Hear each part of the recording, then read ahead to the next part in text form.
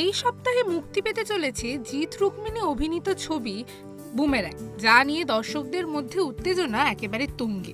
তার মধ্যেই একেবারে অন্যরকম মেজাজে দেখা গেল রুক্মিণীকে। হাই হিল আর স্কার্ট পরে ব্যাট হাতে নেট প্র্যাকটিসে ব্যস্ত অভিনেত্রী। সোশ্যাল মিডিয়ায় সেই ভিডিও নিজেই শেয়ার করলেন টলি অভিনেত্রী।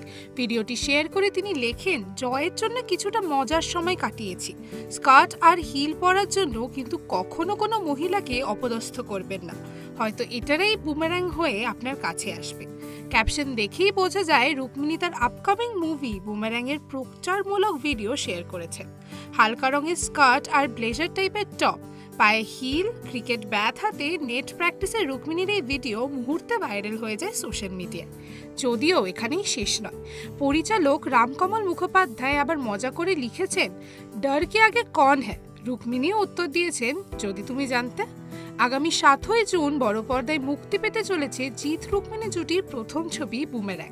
ছবির পোস্টার শেয়ার করে জিৎ লিখেছিলেন, মাই ইডি, আর রুক্মিণী আবার জবাবে লিখেছিলেন, হাড় হিম করা বাইক চালানোর অভিনব পদ্ধতি জানতে হলে আগে সিট বেল্টটা বেঁধে নিন। বুমেরাং এর প্রথম লুক দেখে নিন। জিৎ রুক্মিণীকে প্রথমবার একসাথে বড় পর্দায় দেখতে উৎসুক হয়ে রয়েছে বাঙালি ছবির দর্শকেরা। শেষ মুহূর্তে জোর কদমে চলছে সিনেমার প্রচার।